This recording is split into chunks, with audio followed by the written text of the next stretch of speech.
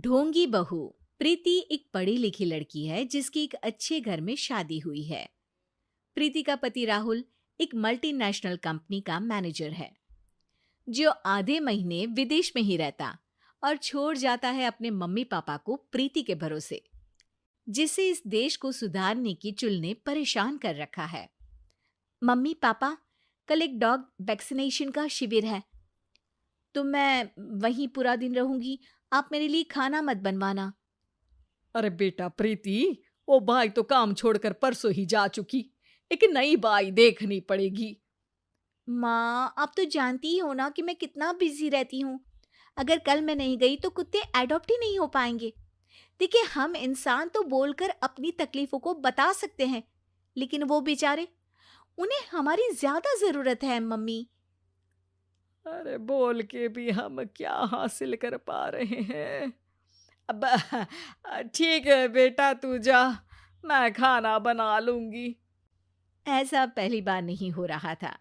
देश भर में जितने एनजीओज हैं, चाहे वो स्टूडेंट्स के अधिकार के लिए हो या गरीबों में खाना बांटने का काम हो, प्रीति सबसे जुड़ी हुई थी।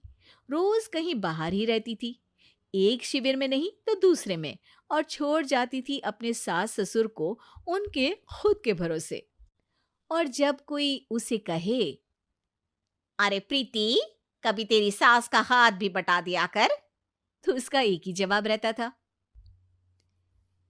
देखो, हम लोगों को तो सब कुछ घर बैठे मिल जाता है।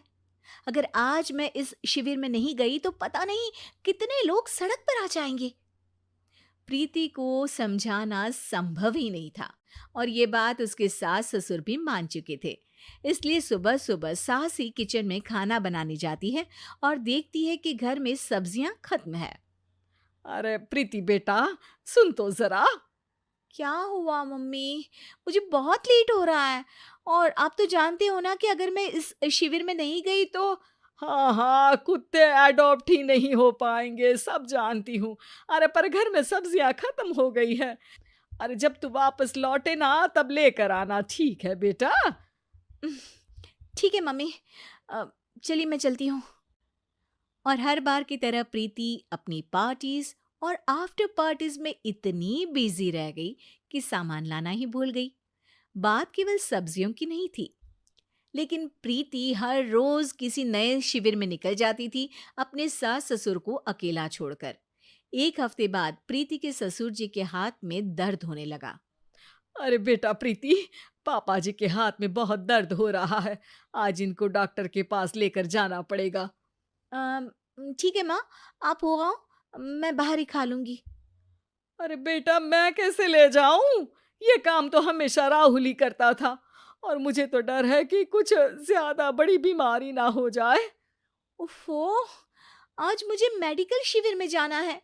बेचारे बड़े बुजुर्ग जिनके अपने फैमिली वाले उनका ध्यान नहीं रखते, उनका पूरा मेडिकल चेकअप होगा।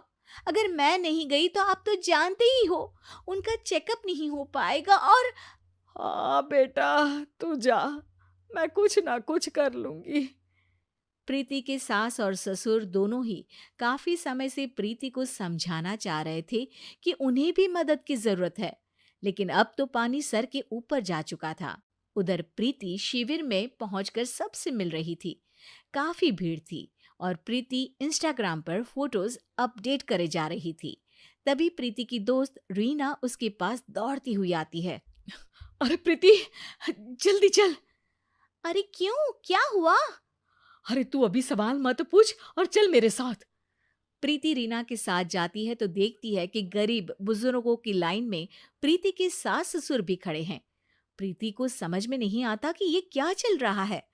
उसके ऑर्गेनाइजेशन में सबकी नजर उसके सास ससुर पर थी, और प्रीति को लगा कि बात उसकी इज्जत पर आ गई है।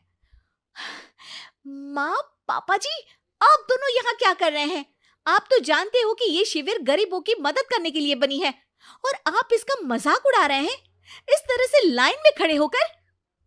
अरे बेटा, हम भले ही गरीब ना हो, पर जरूरतमंद तो है ही। हमारा भी कोई ध्यान रखने वाला नहीं है। मेरे पति के हाथ में दर्द है, मैंने सुना कि ज़रूरतमंद बुजुर्गों का यहाँ फ्री में इलाज हो रहा है, इसीलिए चले आए। अ, नहीं, मतलब मैं तो प्रीति को समझ में आ गया था कि समाज को संभालने से पहले उसे अपना घर संभालना चाहिए और वो सर झुकाकर अपने सास ससुर से माफी मांगती है।